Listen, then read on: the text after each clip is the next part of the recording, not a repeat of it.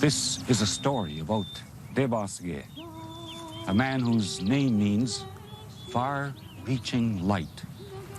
Debasge was out hunting one day in the forest, and as he walked along, he stopped once in a while to look up in the trees, on the ground, to listen for sounds of animals.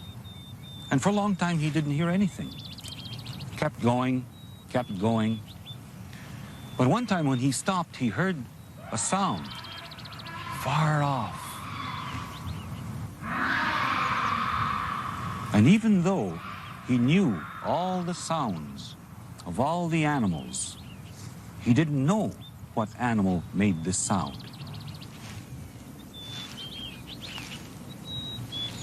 He walked and he walked, and at last he came to a clearing in the forest.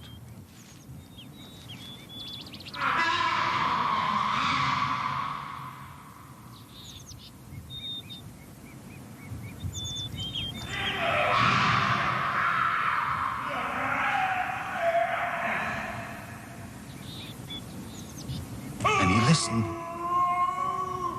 and on the far side, he could hear this beast, this creature, whatever it was, yelling and screaming and moaning.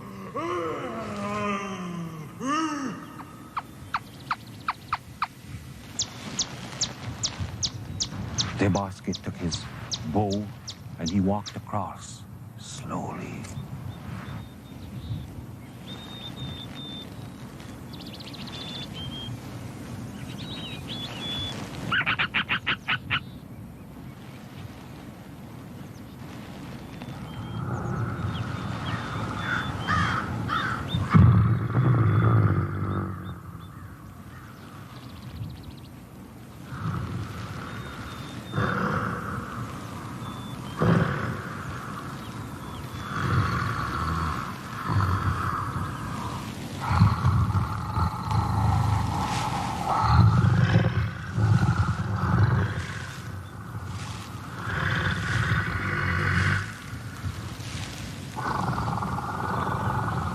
And he came to the edge, and he looked in.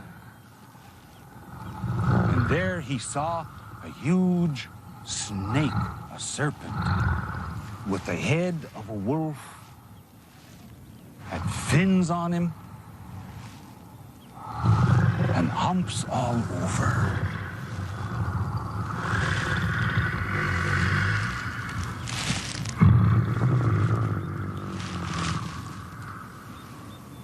And the serpent spoke. Iguanas, help me! Help me! Iguanas, don't be afraid.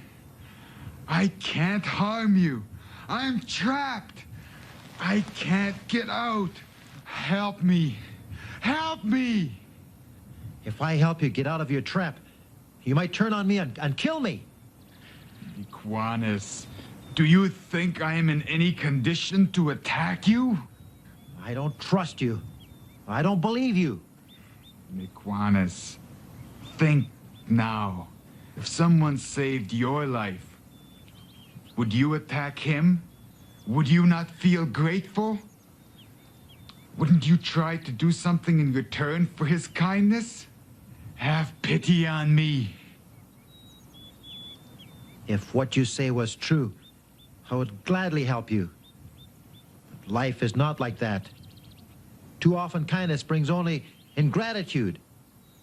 And I'm afraid. Iguanas, only you can free me. My life or death is in your hands. Like you, I cherish life. Like you, I am entitled to life. You can cut these bonds and set me free to live. Or you can leave me here to die. Iguanas, have pity on me. Help me. Help me. I won't harm you. All right. But I do so despite my better judgment. And only because I don't want to be responsible for your death. Debasge took a hatchet from his belt and he cut away the vines that held the snake.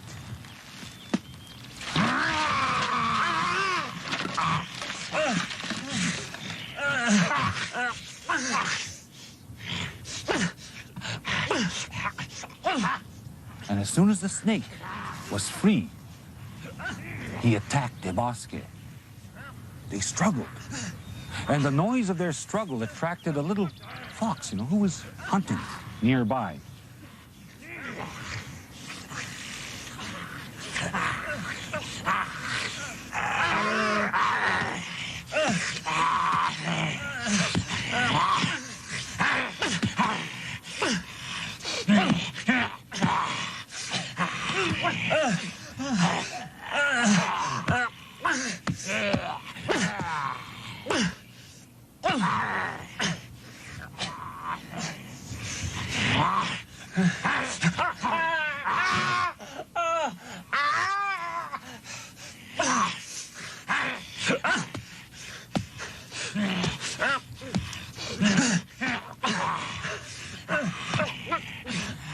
The fox came over, and he had never seen a man and a snake fight before, so he sat down to watch.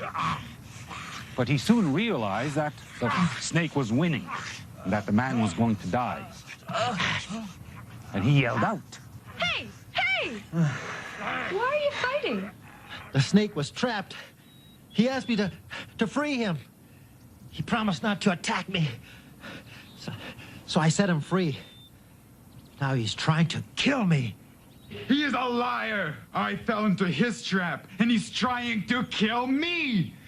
I had to defend myself.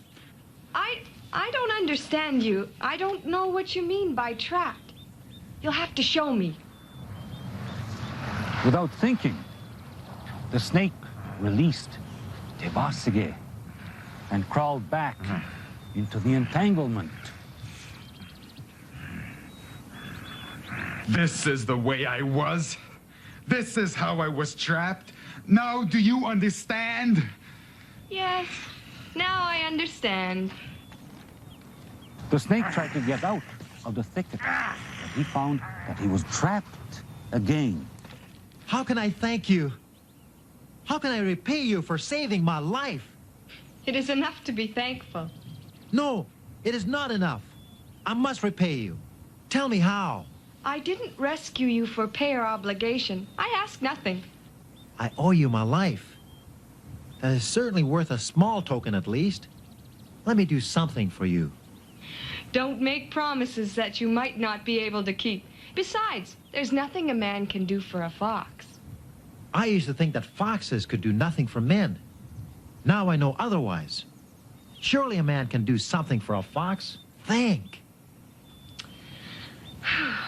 Well, sometimes in winter I'm hungry. If that happens, will you feed me? Of course, of course.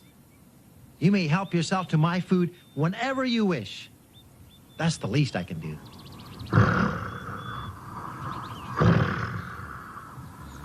Little Fox and De Bosque shook hands. De Bosque went home, and Little Fox ran off into the forest. Some years later, De Bosque was having his evening meal.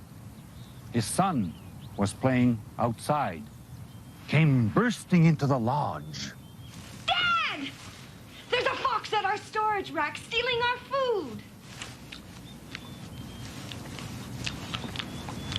De Bosque grabbed his bow and went outside. He saw a fox on a food rack, aimed, and let fly. The arrow hit the fox right in the side. The fox fell to the ground, writhing, shivering. De Bosque took out his knife and went over to where the little fox lay dying.